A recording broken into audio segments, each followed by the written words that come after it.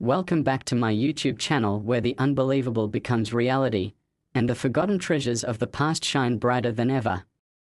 If you've been with us for a while, you know we love diving deep into the most mysterious, astonishing, and jaw-dropping discoveries in coin history. Today's episode is one you'll be talking about for weeks. Imagine a coin minted in 1994, a year that most of us remember for its pop culture, politics, and rising tech dreams, but for one man, that year would become the starting point of a story so incredible, it would ripple through history, banking, criminal investigations, and eventually, a jaw-dropping $457 million payday.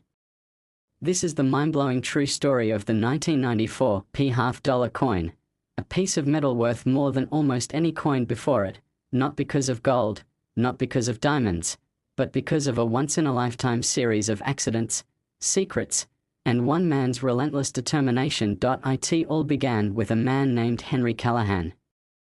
Born in Scranton, Pennsylvania, Henry was a quiet, unassuming figure, a retired Navy officer and part-time coin collector. He had lived a humble life, managing a small pawn shop after his service. But what set Henry apart was his uncanny obsession with the Kennedy half-dollar series. To most people, these coins were simple, rarely used pieces of pocket change, but to Henry, each one was a small slice of American history. The 1994 $half, minted in Philadelphia, didn't seem out of the ordinary to anyone, not even to Henry, until one fateful day in March of 2003, nearly 9 years after it was released. Henry had attended a local estate sale in the outskirts of Harrisburg. It was a dreary afternoon, the kind of day where rain painted the windows with streaks and muffled the world into a grey hush. The sale was of a former U.S. Mint employee who had died under mysterious circumstances. His family, eager to be rid of boxes and files they didn't understand, sold everything to the highest bidders. Henry wasn't looking for anything specific that day, just a few old coins, maybe a collectible or two, but something caught his eye. A tarnished metal box marked Mint Errors, 1994 P. Seta, in faint marker ink. Inside were several coins wrapped in old tissue paper, some appearing completely ordinary, others clearly flawed with visible minting defects. But one coin, tucked in the corner, gleamed with a strange luster. It was a 1994 $half, but the weight, the rim, and even the font on the lettering seemed different. It was heavier than a standard $half. The surface had what looked like microscopic ridges, almost like circuitry under a microscope. Intrigued, Henry paid $20 for the entire box and went home, unaware that he had just purchased the single most valuable modern coin in U.S. history. For months, the coin sat in a drawer. Henry occasionally examined it under a magnifier but had no idea of its true value. That is, until he attended a regional coin show in Philadelphia in October 2003. There, he met Dr. Evelyn Marks, a former metallurgical consultant for the U.S. Treasury. She had written several papers on experimental coin alloys and took an interest in Henry's coin after he showed it to her casually. The moment Dr. Marks held it, her eyes narrowed. She tested its weight, took a close look under a high-resolution loupe, and her demeanor shifted from casual to intense. She offered to buy it on the spot for $12,000. Henry, though tempted, politely declined. That night, unable to sleep, Henry began digging. He pulled out old records, contacted former Mint employees, and slowly pieced together a puzzle that would redefine his entire life. In the early 1990s, during a top-secret trial program known only to a few within the U.S. Mint and Department of Energy, a plan had been hatched to test electromagnetic conductive alloys for use in future digital currency technology. The goal was simple: create coins embedded with trace elements that could be wirelessly verified, effectively serving as both physical and digital currency. The program was abandoned in 1995 due to cost and security concerns, but not before a batch of test coins were accidentally released into circulation. Only 12 test coins were made, each embedded with a now declassified rare metal known as V39, which reacts under specific frequency scans. Of the 12, 11 were accounted for and destroyed by the Treasury, except for one, which disappeared from their inventory in 1994. It was believed stolen or lost during a cross-departmental transfer. For years, rumors swirled in collector circles about a ghost coin, but no one had ever confirmed its existence. That is, until Henry's discovery. Henry realized he may be holding the only surviving example of the V39 coin. But proving it was another matter. He contacted Dr. Marks again, and they conducted a battery of non-invasive tests in her private lab. The results were staggering. The coin responded to specific electromagnetic fields, displayed an alloy composition inconsistent with any US currency alloy ever officially used, and even contained microengraved data patterns readable under high-sensitivity UV imaging, possibly a prototype of the authentication system planned for the digital coin project. Word began to spread in small circles. Henry was offered $1 million, then $5 million by international collectors. He turned them down. The real breakthrough came when an anonymous European investor, a tech billionaire with ties to quantum research, offered to fund further analysis. This led to a formal authentication process, a private panel of experts including government liaisons, and eventually a national media frenzy. The US Mint denied any official knowledge at first, but former insiders, protected by whistleblower laws, began to come forward. One particularly revealing testimony came from a retired technician named Leon Vickers, who described watching a crate of test coins being shipped out by mistake to the general circulation batch, only to be discovered missing a week later. The Mint quietly recovered all but one. The missing piece was quietly labeled irretrievable. Now that it had surfaced, the implications were enormous. Not only was it a technological relic of a never-released government initiative, but its very composition made it a one-of-a-kind artifact. Museums wanted it. Governments wanted it. Private billionaires wanted it. Auctions began whispering that if sold, the coin could fetch hundreds of millions. The coin was formally appraised at $457 million by a Swiss consortium of art and tech historians who labeled it the most important numismatic artifact of the 20th century. But Henry still hadn't sold it. He kept it in a private vault, showing it only to those he trusted. By 2009, Henry had grown tired of the media attention. His quiet life had become a parade of phone calls, interviews, and security nightmares. He made a decision. He would sell the coin, but only under one condition.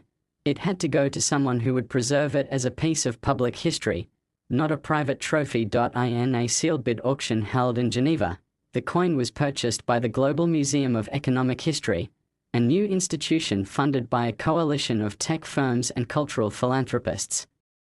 The final bid, exactly $457 million. The coin was unveiled in a state-of-the-art exhibit in 2011, complete with interactive displays about its origin, the failed government project, and its miraculous rediscovery. As for Henry, he used the money to quietly disappear. He donated nearly $100 million to veterans charities, education funds for underserved communities, and research grants for digital authentication technologies. He bought a cabin in northern Maine, where he lived out the rest of his days in peace. He never gave another interview. His last known statement came in the form of a handwritten letter sent to Dr. Marks shortly before his passing in 2017. It read, "A coin is never just metal. Sometimes it's a key to a story no one thought would ever be told." And so, the 1994 half dollar, once thought ordinary, almost forgotten, became a symbol not just of money or rarity, but of the unpredictable dance between history, secrecy, and chance. A story that began with a quiet man at an estate sale and ended with one of the greatest rediscoveries in modern financial history. A single coin, lost in the shuffle of time, re-emerged to become a beacon of hidden truth and unfathomable value. If you enjoyed this incredible journey through history, stay tuned. There are more coins with tales waiting to be uncovered, some perhaps sitting right in your pocket, hiding in plain sight. Until next time, keep your eyes open and your curiosity sharp, because the next great discovery might just be a coin toss away. Next 1990D half-dollar coin. If you're a returning viewer, you already know we dive deep into the most jaw-dropping, mind-bending, and historically unbelievable stories behind some of the most valuable coins ever to exist. And if you're new here, buckle up, because today's story is going to take you on a ride through hidden vaults, lost treasure maps, secret government documents, and the kind of twist that not even the wildest fiction could dream up. Today, we are unraveling the unbelievable story of the 1990D Kennedy half-dollar, a coin that seemed ordinary until it surfaced in a way that shocked historians, collectors, and government officials alike.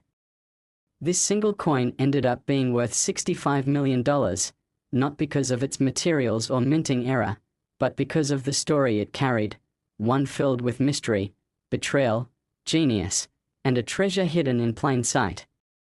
You're not going to want to miss a second of this. The story begins not in 1990, but decades earlier, in 1964, when the United States Mint first introduced the Kennedy half-dollar in honor of the recently assassinated President John F. Kennedy. The coin quickly became a symbol of hope, legacy, and remembrance, minted first in 90% silver, then gradually reduced in silver content over the years until eventually, in 1971, the coin became fully clad with no silver content. By the 1990s, these coins were considered relatively unremarkable in terms of their physical value.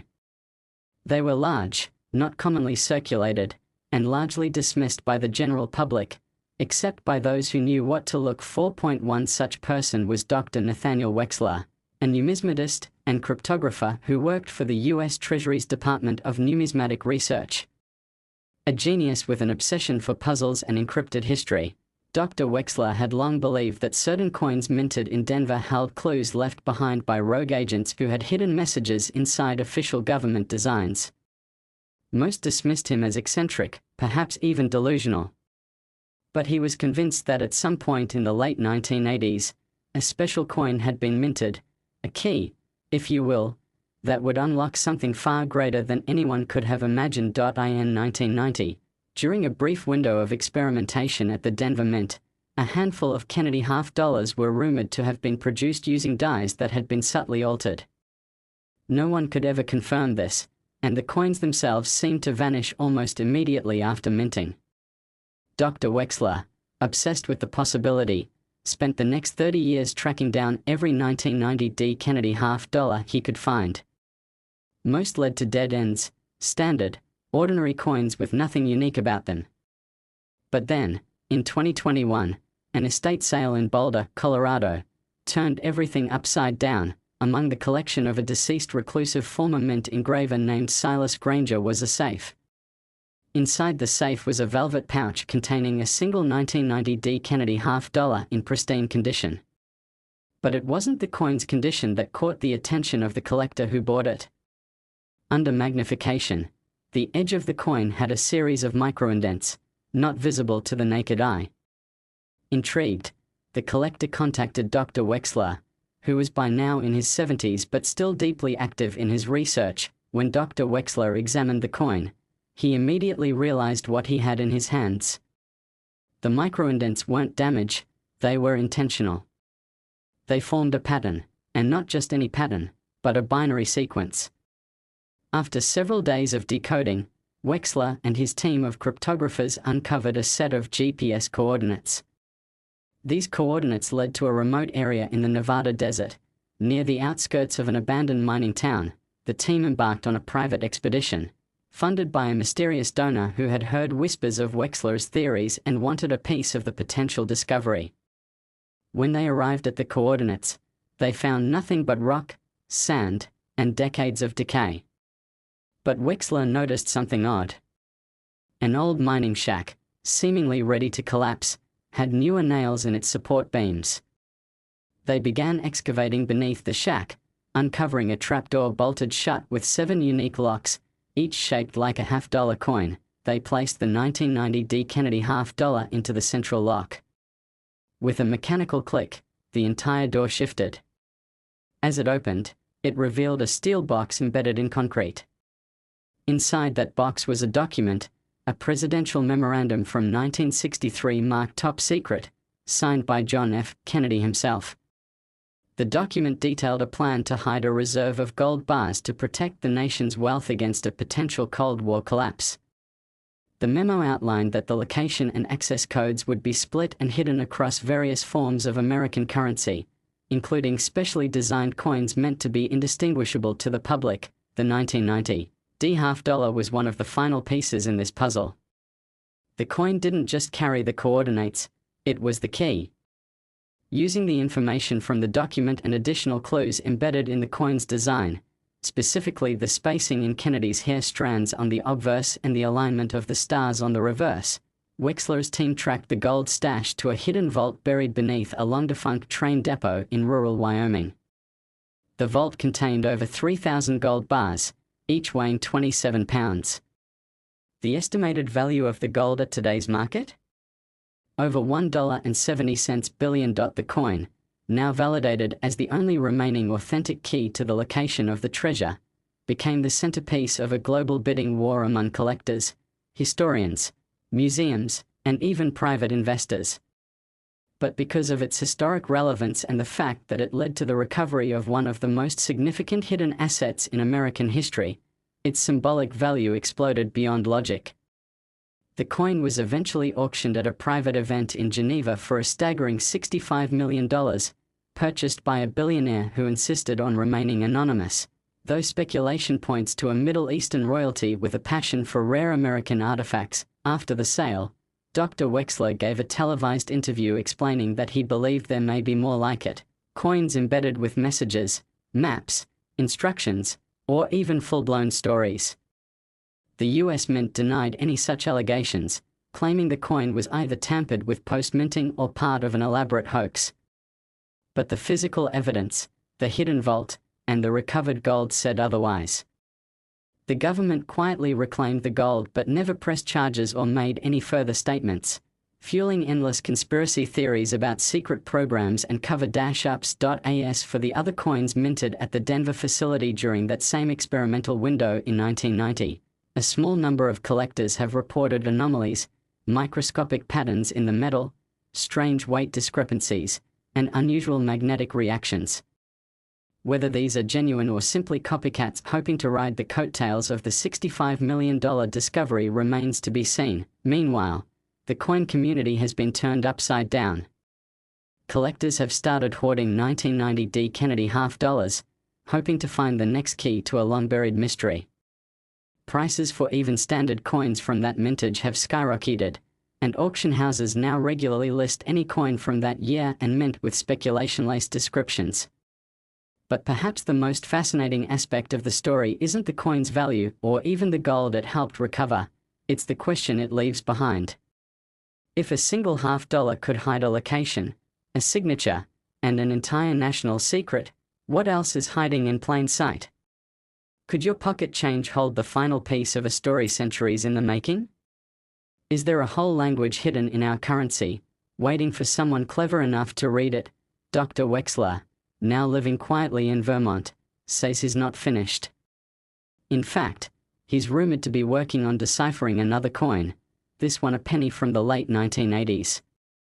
He won't say which year or mint mark. But if his hunch is correct, the coin contains an encrypted blueprint for a Cold War spy satellite that was never launched. Its schematics hidden within a currency design approved by a rogue branch of the Treasury Department. As for the 1990 $half, it sits in a temperature-controlled vault in Monaco, insured for $70 million as its legend continues to grow. The coin's story has inspired novels, a forthcoming film, and countless conspiracy forums online.